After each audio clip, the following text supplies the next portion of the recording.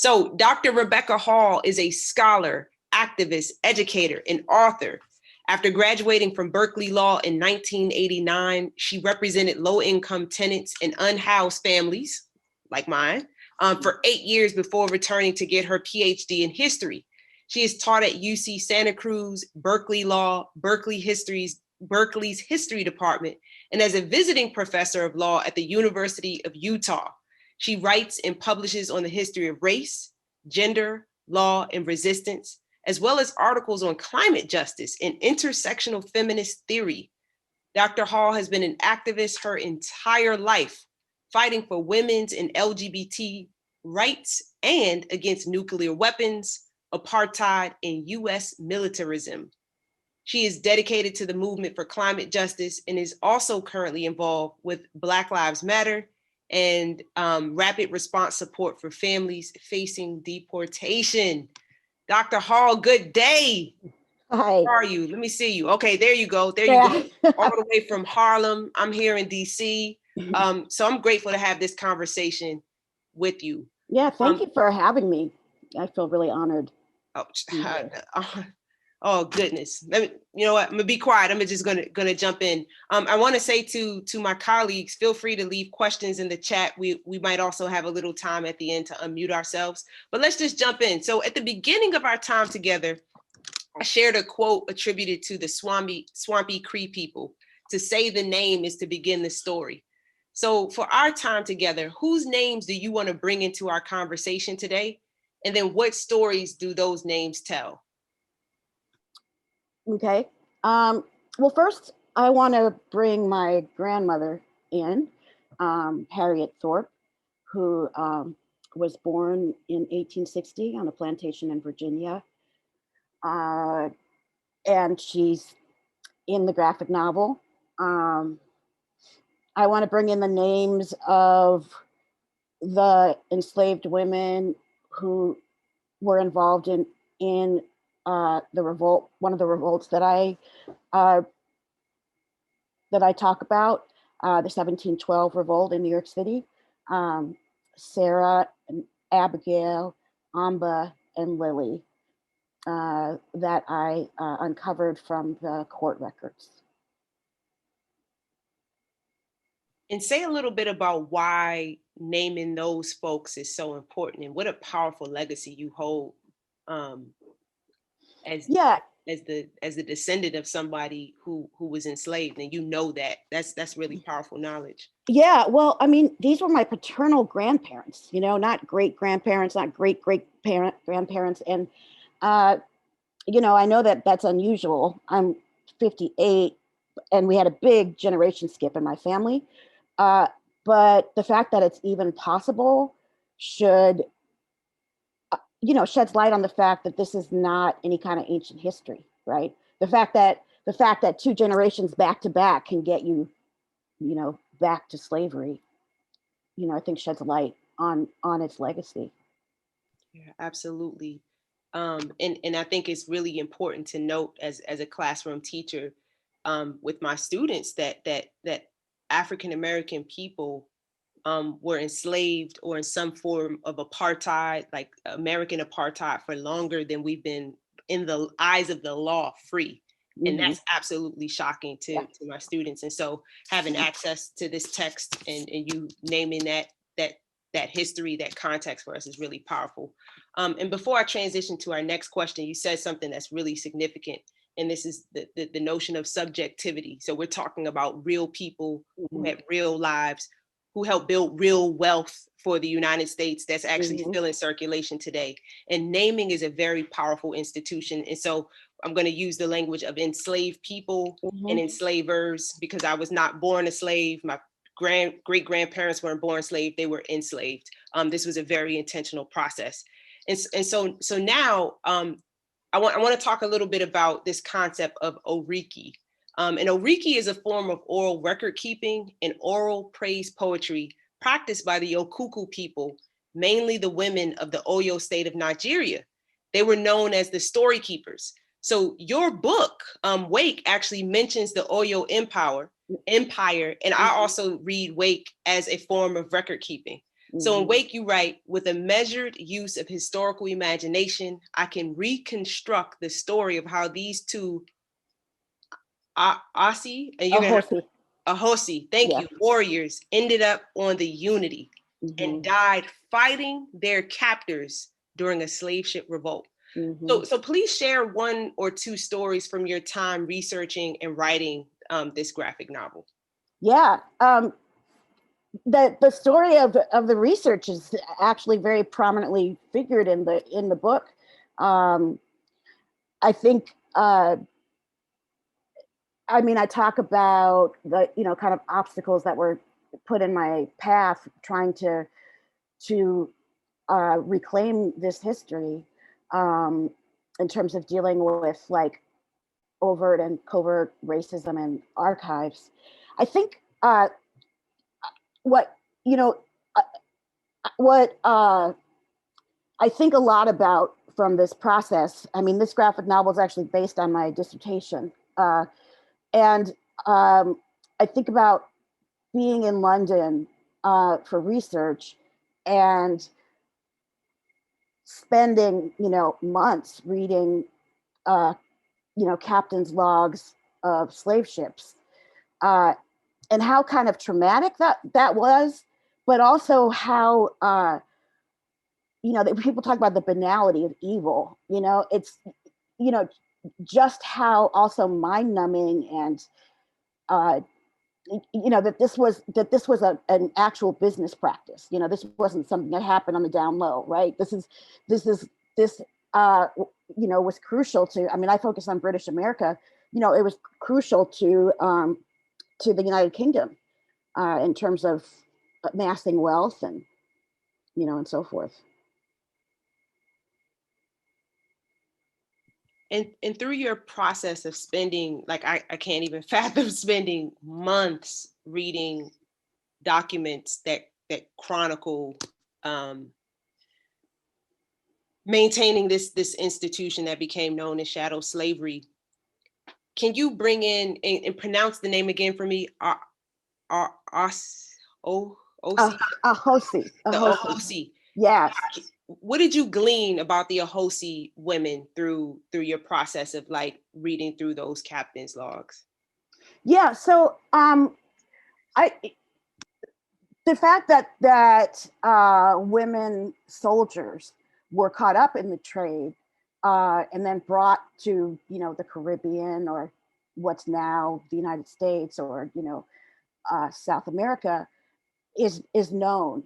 Um, the characters of Adono and Alele are characters that I created to sort of represent those women. In the captain's logs and surgeon's logs and etc. of slave ships, it would just if they referred to captives at all, it was slave number one or a woman slave number 12 or so forth.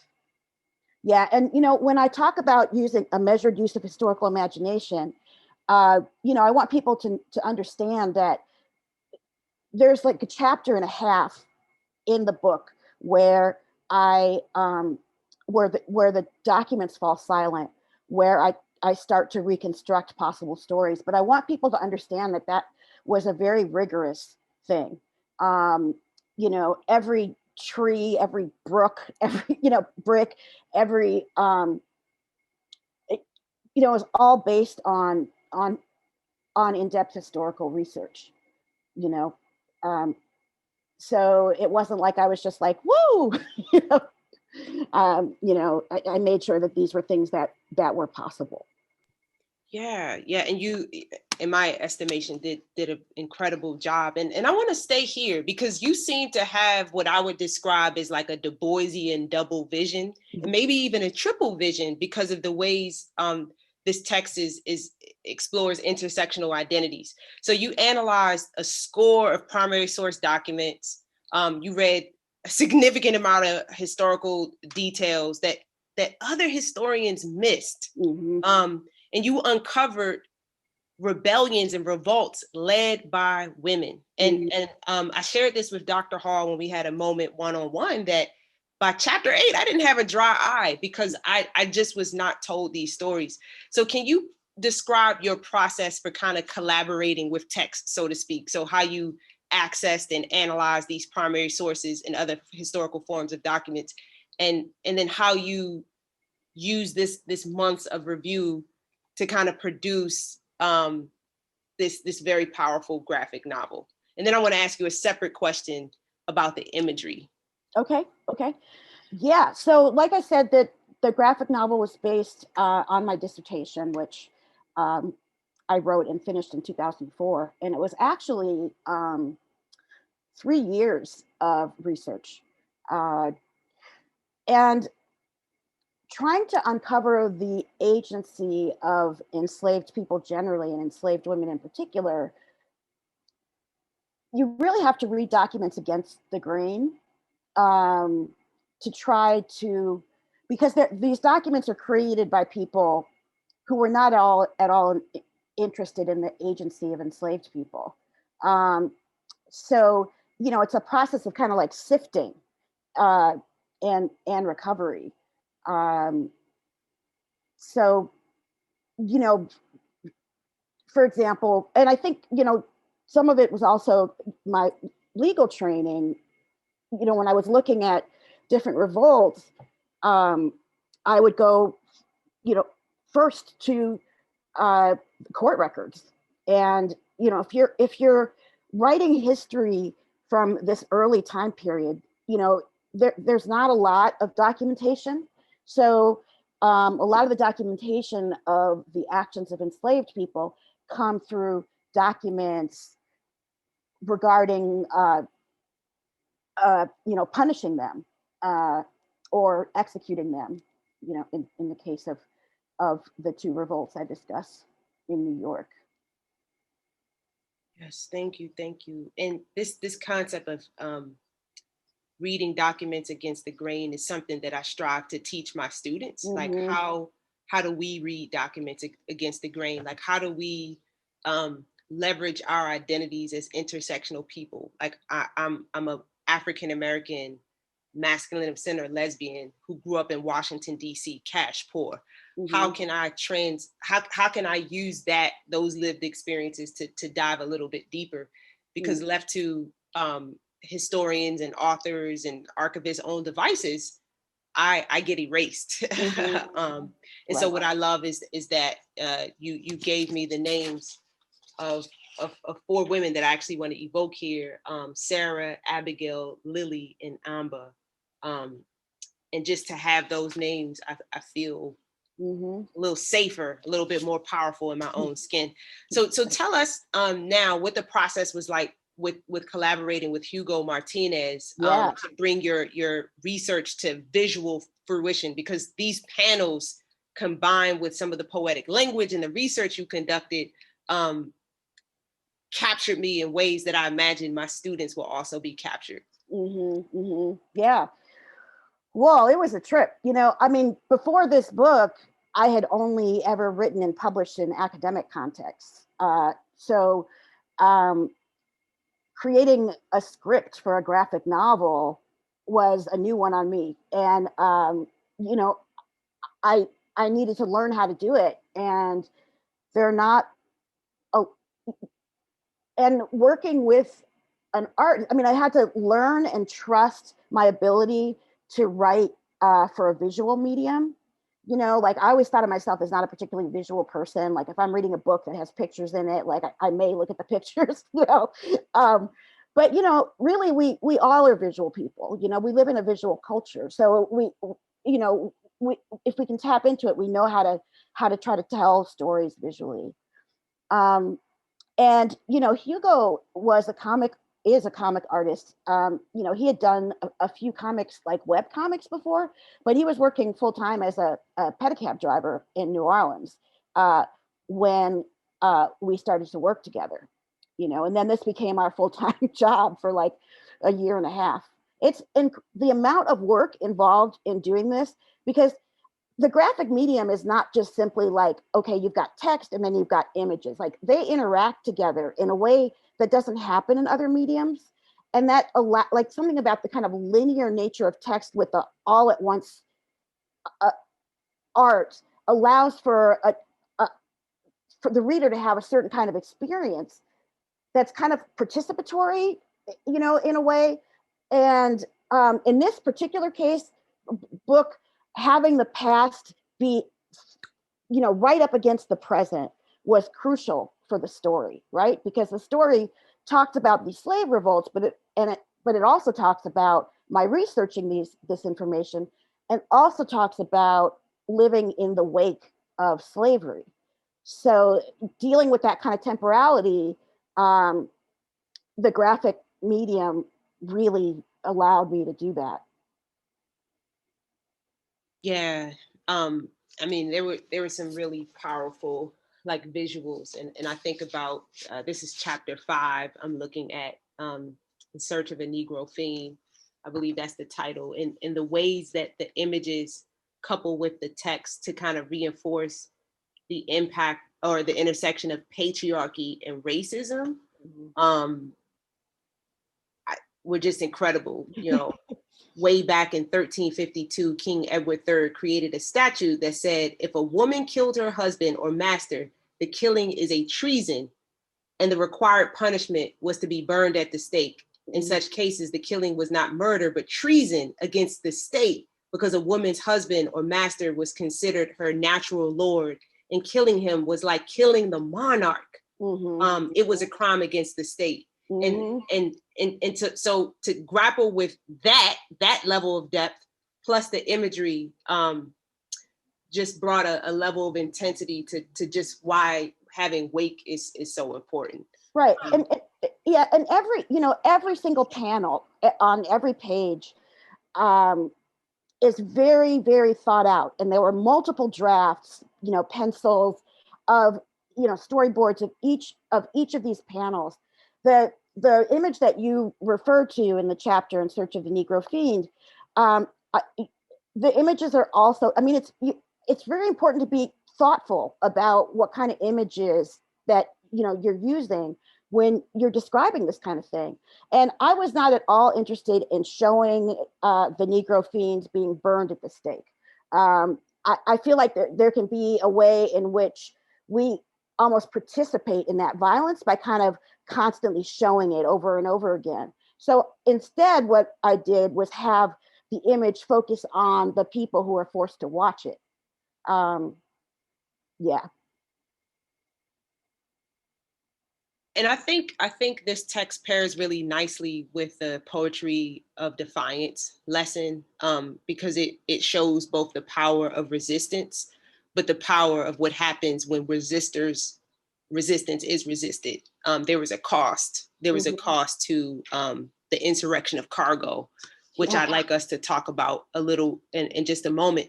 But actually, before we go any further, I wanted to ask, is there a panel or two right now that you'd like to invite us to kind of take a look at? And then as you think about that, Dr. Hall, I would love if we could do a group photo with everyone holding up their book. So as Dr. Hall thumbs through her copy. I'm so frustrated this was published without page numbers. We were talking about that before this event happened. So the next printing will have page numbers. I'm like, you can't teach it. It's really hard to teach a text that doesn't have page numbers. Yeah. And actually, should we do the group photos since people are holding their did people start holding it up already? Yeah, they are. Yeah. Oh, my apologies. I wanted us to do it afterwards, but let's go for it. Yeah, they got them. Everyone got them. All right, great. I love it. Oh, come on, pearly whites. I see y'all smiling. All right, so let's do print. I didn't receive my copy yet, unfortunately. Okay, Veronica. Yeah, it's hard to read. Me neither. So. Oh, this is so moving. Okay, let me get the next screen. Hold on. And if you don't have your book handy, you can email us a picture holding it. One more. All right. Okay, got it. And I apologize to folks who haven't received it yet, but when you get it, wasn't a dry eye. All right, back to you, Dr. Hall. Thank y'all for that photo op. That was beautiful.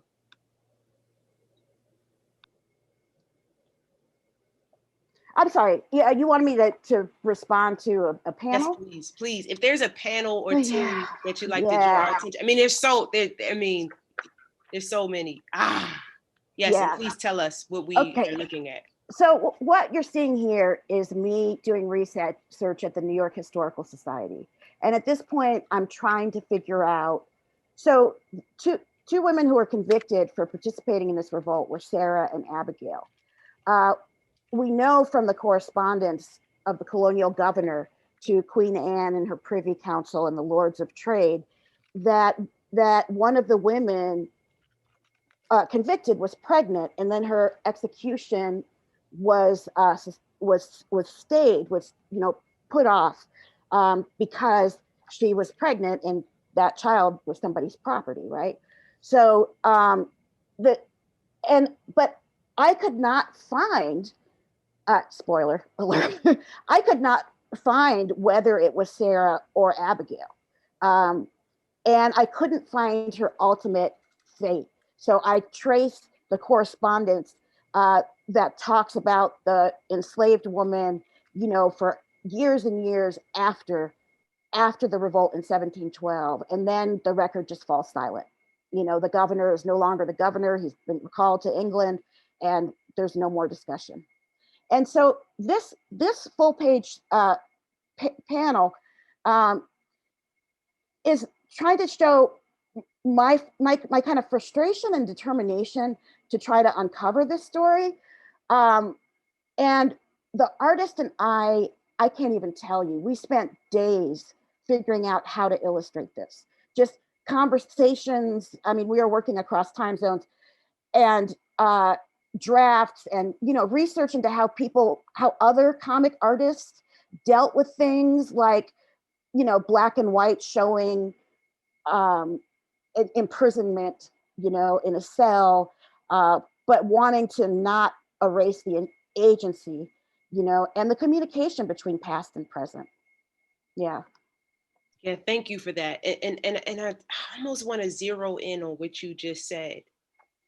New Go for York, it. 1712, women led, Black women led revolts. Right. That's critical, because that challenges so much of what I was taught. First, we're talking about the North. There's this myth of the liberal North is safe. It's safer for Black people.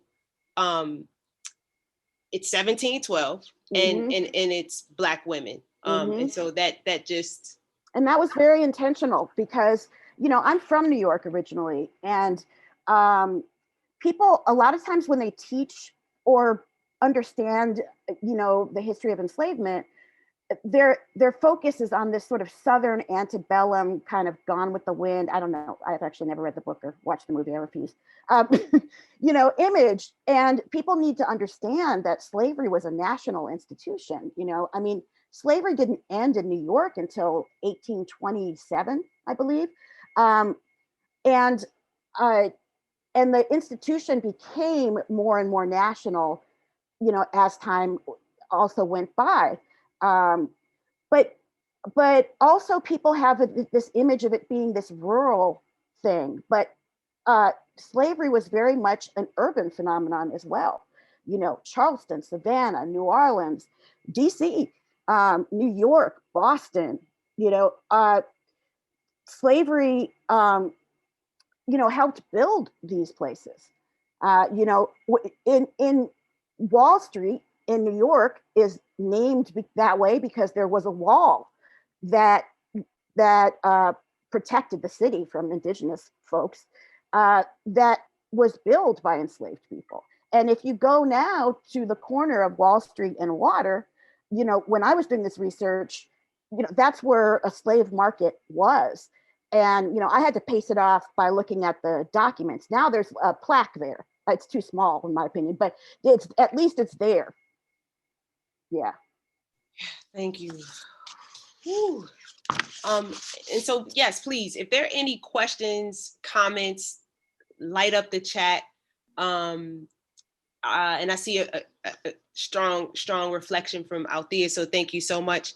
All right, now I want to talk about you have a chapter titled "The Insurrection of Cargo." Mm-hmm. And I might argue that the way I leverage curriculum is an insurrection. And in fact, as we speak, multiple states are making it illegal to teach about the insurrection of cargo, like, to teach real history to real students through these critical race theory bills. But despite that, I pledge to teach the truth. And so I want to lift out something you said in chapter 8. This was literally poetry and in writing, in motion, whatever. They say that sound travels differently in water. Sound waves travel so slowly in water, and the ocean is so vast. The sound can last centuries underwater. Maybe if we listen carefully, we can hear them. Woo! So what do you think the ancestors, particularly the women who led various types of revolts and rebellions, want us to be hearing from them right now? Yeah. So I don't know that I can speak for the ancestors, but my historical research is about uncovering resistance to enslavement. And there's no question, there's this beautiful book called There is a River that looks at, by Vincent Harding, that looks at, the history of Black resistance, from the beginning of what became the United States, into the present. And so this idea that there is an ongoing, river and a connection between those who, I'm sorry, I'm digging around to try to find this other panel. Yeah, so that connects the resistance from the past, present, and into the future. And I think that in these particularly fraught times, that our ancestors would tell us, hold on, hold on, and and keep up the fight, so yeah. Thank you. When I talk to the ancestors, they say something pretty similar. I'm gonna take it to the chat. Did you write this as a graphic novel to engage students, or to make it accessible to those who might doubt the history that you've uncovered? So I wrote it as a graphic novel. So I think it's really important for people to understand that this medium of the graphic novel is, it's not really a novel, but that's the genre category, is not at all a dumbing down of the information. It's a way of sort of engaging it and moving with it.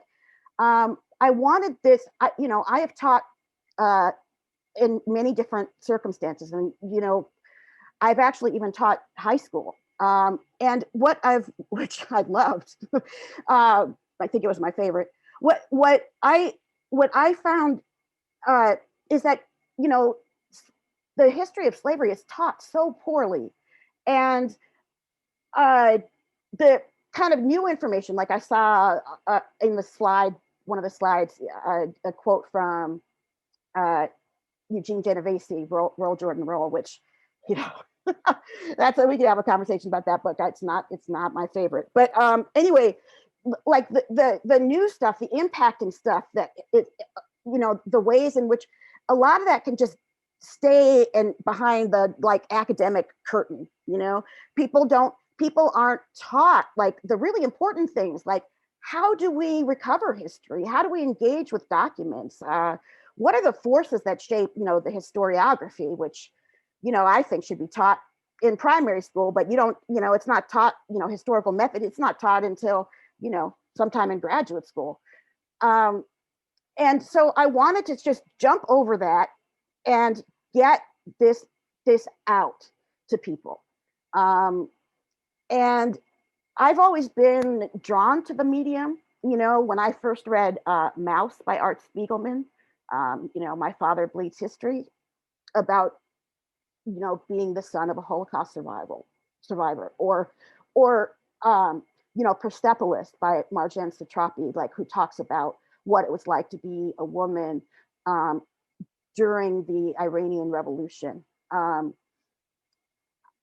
I was really, I wanted to create something like that, that would have that impact. My son,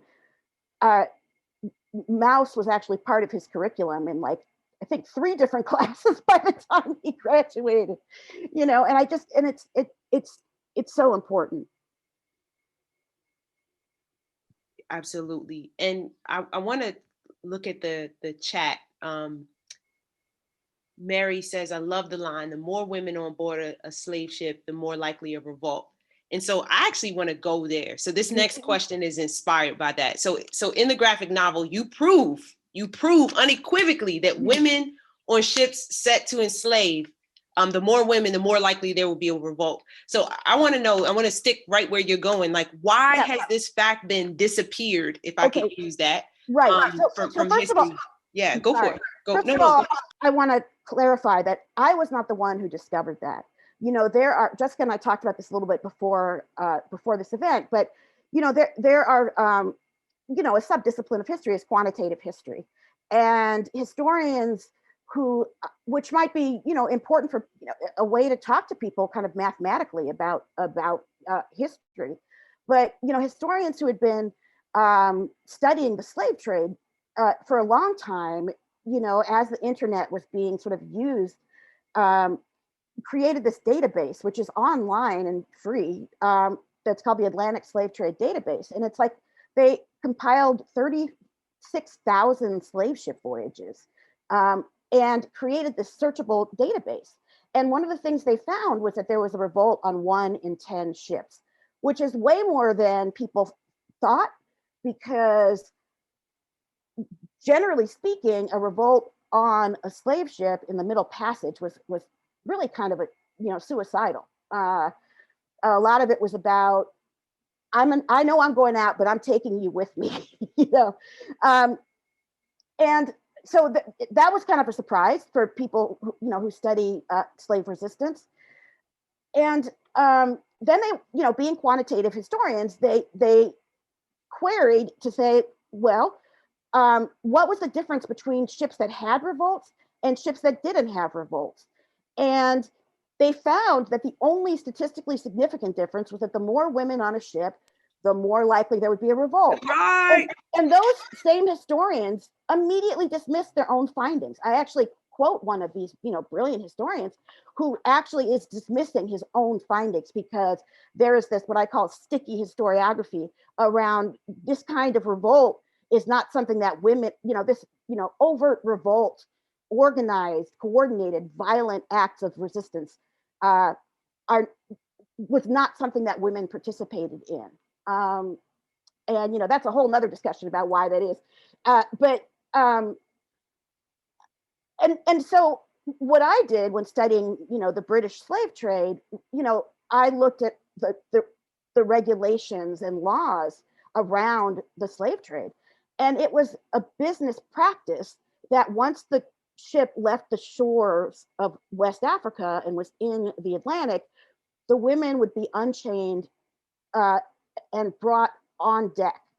And so that gave them mobility and gave them access to weapons. And and looking, I'm a qualitative historian, right? So looking at these endless captain's logs, and it's important to point out that this stuff is documented because people bought insurance to protect their investment in case there was a revolt. And the provision in the insurance policy was literally called, for the Insurrection of Cargo. And I find that so powerful because cargo can't insurrect, like the whole process of like turning people into things was incredibly detailed, took so much work, and was ultimately unsuccessful, So sorry, I lost track because I got all You gotta do it, Dr. Hall. Spit that truth, spit that fire. Right. And so so when I was doing research, and there's a whole chapter on this where I give people examples, quotes from different captain's logs or correspondence about this or testimony before you know, Parliament.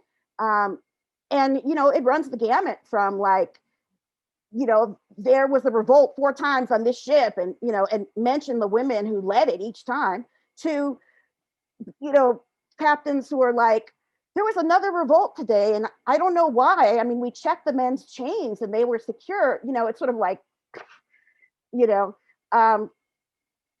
right. And the whole insurrection of cargo is another example of needing to get at these stories through these very bizarre angles. You know, insurance policies, you know.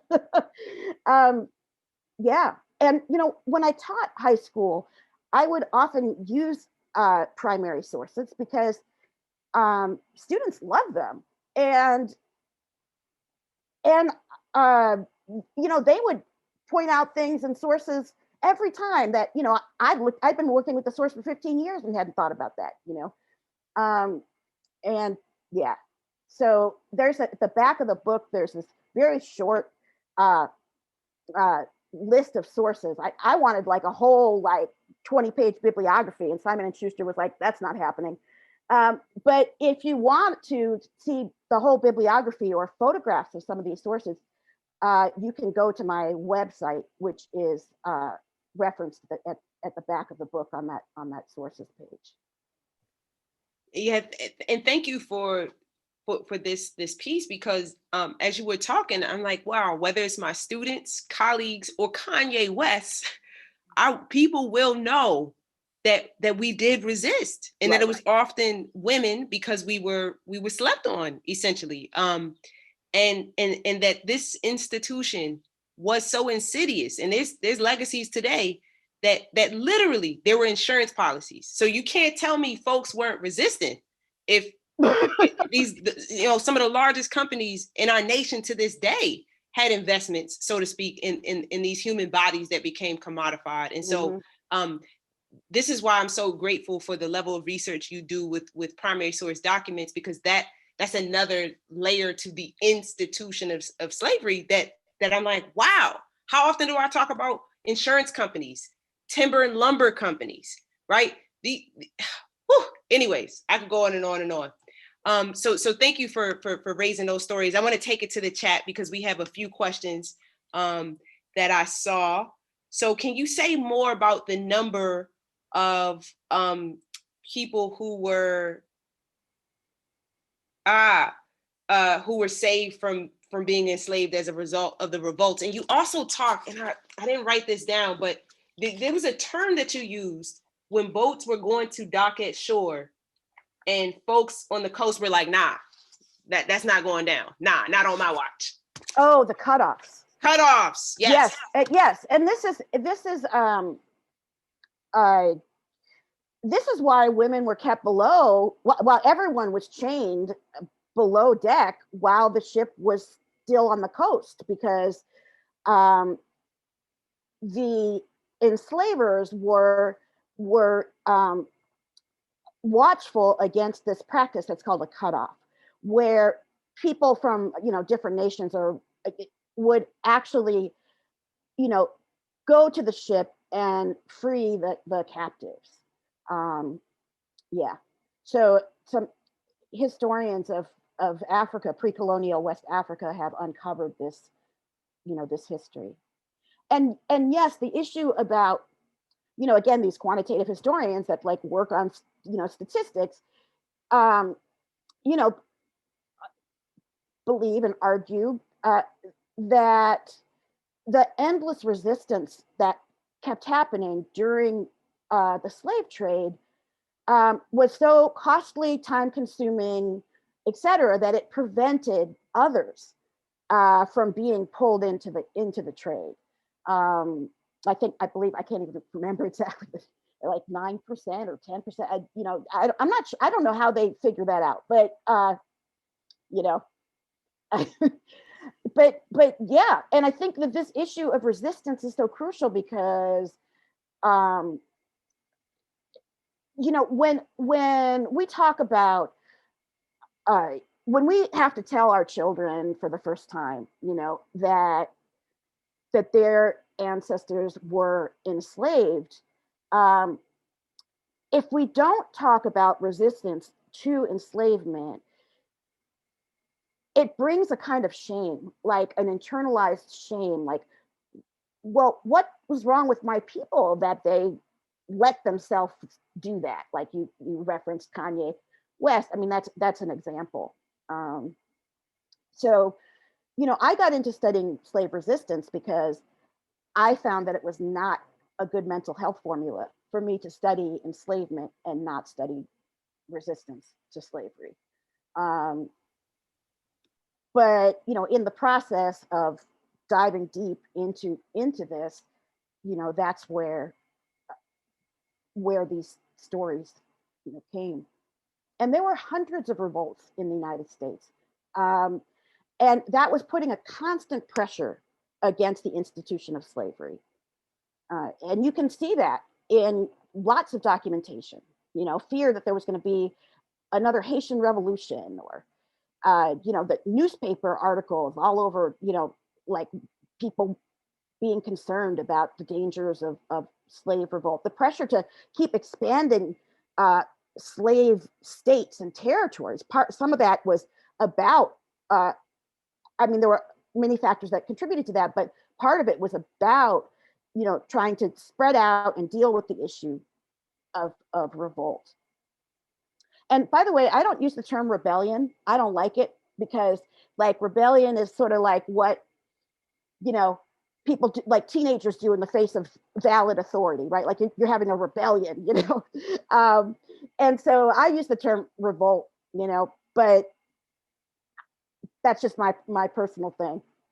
Now, thank you for that. I appreciate that linguistic shift, and I'll honor that.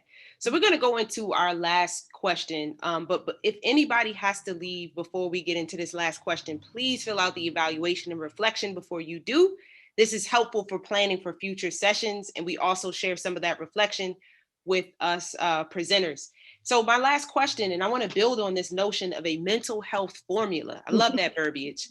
How do you envision classroom teachers, educators, instructional staff, principals, or learning institutions using this text to teach about revolt and resistance as a part of our instructional mental health formula for our students or learners? Right. I would definitely like it's being taught, it's going to be taught in everything from like graduate school methods classes, like through high school. And it came out also in the UK at the same time it came out here, and I'm doing a bunch of workshops with students, there are equivalent upper high school students about this issue. I would definitely pair this book with a couple of primary sources, which you can access, on my website, or you could contact me and I can connect you. But so that's definitely one approach. I want to create a curriculum for it, but I'm not sure. I need to get funded to do that because that's a lot of work, as folks know. Yeah. Dr. Hall, this has been an absolute pleasure. And when you do secure that funding, I know a couple folks that probably will be willing to help you out. Okay, good. They teach a people's history, Yeah. But I want to say thank you, and I want to create an opportunity for folks to either use the chat or to unmute themselves and also show your love for Dr. Hall, both for this conversation and for the years of scholarship that was poured into making this content accessible. Like, truly, I'm grateful. And then I want to continue to encourage folks to please leave your reflection and evaluation for today. And Dr. Hall, thank you again. This has been an esteemed pleasure and honor. Thank you. And to the participants, thank you. To Adam, thank you. Ursula, thank you. Deborah, thank you. And Linda, Thank you. This has been great.